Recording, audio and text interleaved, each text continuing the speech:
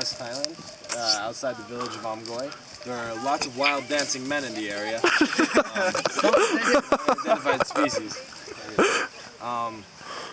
We're currently just trekking out of the village. We spent the last 3 days in there, doing various activities in support of the village, such as building cement tanks and going over projects such as needs analysis, heroic trains. And as of now, we are currently trekking out back towards the Omgoi resort, and where we're going to drive off back to Chiang Mai, and then from there to fly home to Bangkok. Right now we're sitting in a rice paddy with some cows in the back, and so far I'd say it's been a very good trip because day one we arrived. First thing we did was get settled in, and then talk to some of the villagers, asking them about what potential things they might need, because they have problems such as people, like, they're not getting enough money for their crops they're growing, and therefore the village doesn't have the funds to develop properly. And so we talked to them about what they could do, and we even offered them we came up with a coffee solution. Yeah, we came up with a solution to them because of the NIST has a coffee company of its own, sort of. And so we're offering them like better pay for what they're going to be giving us. Fair trade. So fair trade, basically. Fair trade coffee. Basically, from yesterday, we had a discussion with the villagers, the elders, and we learned that these farmers, these villagers, are they sell like coffee for like what, 15 1 baht? kilogram of coffee for green coffee for about like 50. 15 baht. And then the tomatoes. 1 kilogram of tomatoes. 1 kilo is 3 baht. Yeah, and then we kind of like gave them a price range, like, of how actual coffees are, like the real price in the city, and they were really shocked about the difference in the range, and we kind of made an agreement with them that they want like a minimum 30 baht. 30 baht for coffee and 15 baht for 1 kilogram of tomatoes. Yeah, I want 15 grams. 15 grams of 15 baht per 1 kilogram of tomatoes, which is easily achievable because, you know, the money you sell from like the actual sun-dried tomatoes is a lot.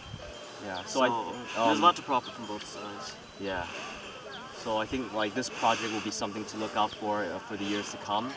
After the seniors are gone, and it will maybe be something that the year 12s and the year 10s, 11s might continue on from the year. Because it's something that's gonna take like at least like 4 years or something. Like it won't happen that quickly, but I also watched the children perform their little dance and joined in and danced. And sang Ice Baby was the song. Yeah, the children of the village decided that put on a performance for us. Yeah, to show their appreciation of our company. And out of appreciation, they showed us a few of their dances and performances. And as in response, we sang a few songs of our own to them. Ice Baby and what's it called? The Jason Mraz song, I'm Yours. Which was a very fun experience because I think they all enjoyed it very much because we were very enthusiastic and having fun, and it was just a all-around happy experience, in my opinion.